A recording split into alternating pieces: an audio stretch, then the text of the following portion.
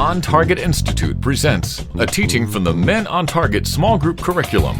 Now with today's session, On Target founder Vince D'Acchioli.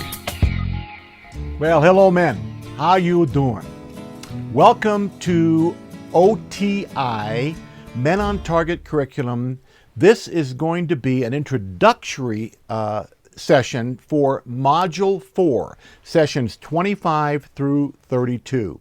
I want to encourage you to please go to otm.co and you can download the notes for this session and all the others as well.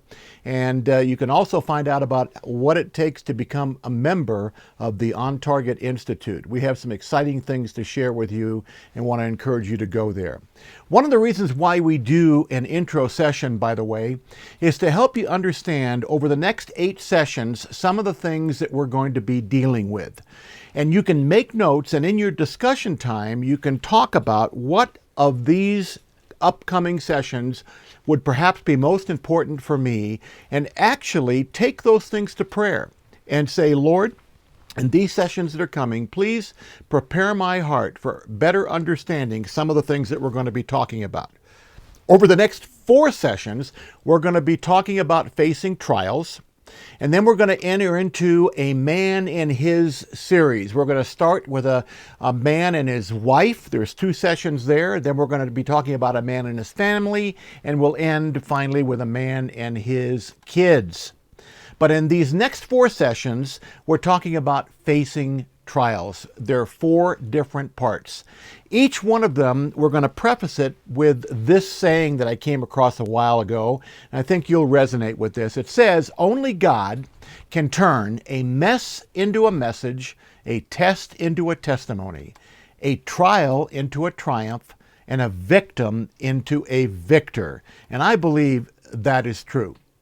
Well, back in 2008, the Lord gave me a word, and I'm very hesitant to say that because some people wonder about how do you get these words from the Lord. And I gotta be honest with you guys, I've only really recognized the Lord really speaking to me powerfully that I can honestly say this was really from God probably less than a dozen times in my whole life.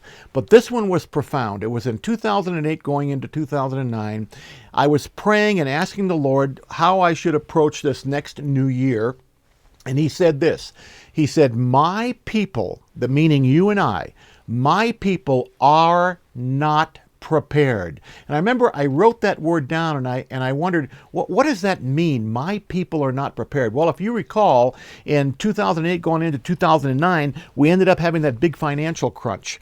And people were really, really concerned and filled with fear about their future. It ended up causing a lot of marriages to really crash and burn because we have a tendency to blame our circumstances on what's going on in our life. And someone said one time that trials in life do not make a person, they reveal them.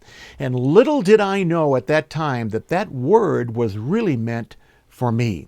It wasn't long after that several things happened in our family where we had some serious trials to overcome. A business that we were in failed. My wife's mom, who'd lived with us for about 20 years, ended up passing away. My daughter had a little baby Elle, we called her, and she was pregnant with her first little girl. She has 2 little boys, desperately wanted this little baby Elle. And on the day before that baby was to be delivered by C-section, the baby died. And it was a traumatic situation in our family. And so Cindy, as a result of that, a few months later contracted what many believe was H1N1 double pneumonia. They believe her body was very vulnerable for all the things that she'd been going through. And that started about a 4.5-month hospital stay. Most of the time she was in a coma, and she was given 0 chance for survival. Super Bowl Sunday, I'll never forget that day, 2010. Super Bowl Sunday, the doctors got me into a side room and they said, Vince, there is no possible way your wife is going to make it. Well, after the whole thing was over and she miraculously came through, this was an unbelievable story. God shared with me 6 things that he really wanted me to understand as we went through this. And as I unpack these 6 things in these sessions, I really believe that they're going to bless you in a major, major way. Here they are, just quickly. I had to come to terms with, are you believing and expecting? The second thing he tried to teach us is, do you have a thankful heart in the midst of your struggle? Vince, do you have a thankful heart? And then he tried to help me understand the importance of letting go and not trying to control things myself. Have you come to the end of yourself? This has to do with humility and something that he was trying to work in me in a powerful way. And then have you asked God to show you your lesson? That was another word that came from me. It was like, Vince, I want you to make sure you don't miss what I'm trying to teach you in the midst of this struggle. Powerful, powerful idea. And then at the end, he was helping me understand this question: are you watching for the simple? We tend to be watching for the major things God does. We tend to be complaining that we don't see more of his miracles. And what he was trying to teach me is that sometimes the miracles are in the simple things that we tend to ignore and to set aside. We end those sessions with talking about what I believe is the secret to life. It's simple, but yet it's profound, and it's something that I use to kind of culminate what God brought us through during that time. Well, those are the first 4 sessions, and then we get into a session 29 and 30 where we talk about a man and his wife. It's in 2 parts, part 1 and part 2. And we talk about how in part 1, men and women differ. And they differ in 4 different ways. We differ because of the result of our past life experiences. We also are different because of our physiological makeup. Men and women are wired very, very differently. And there's a humorous way that we unpack all of that I think you're really going to enjoy. And then the third area where we differ is our fallen nature, which is the second part of this 2-part series, going all the way back to the garden and the differences between men and women's fears and needs as a result. And the fourth area has to do with our natural gifts, which we have already been through, and we'll just put some finishing touches on how our natural gifts influence the way we relate to each other as men and women. But our fallen nature in the second part of that series is really, really something that's very profound that we've been teaching now, Cindy and I, in couples events for years. And as a result of the curse in the garden, men and women have different fears and different needs. A man's need for significance and a woman's need for security, there can be a tremendous tension there if we don't understand these needs and fears and live them out appropriately. And then in session 31, we're going to be dealing with a man and his family.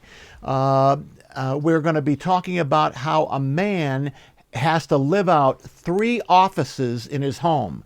A man is being called to be the family prophet, the family priest, and the family king. And we talk about the implications of that in the way we approach our families. And we go all the way back to the Old Testament and how the Lord is calling us to be those 3 people in the context of how we lead our own families.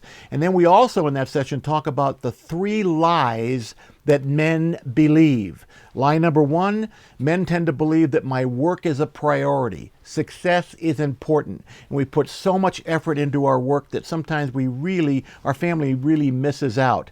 It also leads to the second lie, that money will solve all of our problems. That somehow if I just work hard and make a lot of money, all my problems will dissolve and go away. Another myth, another lie. And the third one is the amount of time I spend with my family is not as important as the quality of that time. And that is a very, very important lie that we need to understand as we move forward. And then we finish with a man and his kids.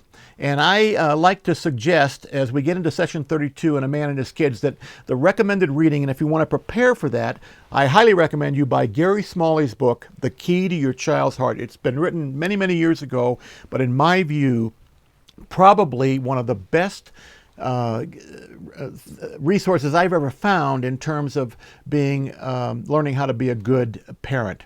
In Proverbs, it says to train up a child in the way he should go. And there's an old saying that says it's easier to build a child than it is to repair an adult. We're going to be getting into that as we drill down on what does it mean to be a good dad. How do I look at my children? They are a gift from God, and God loves them, and we really need to understand that.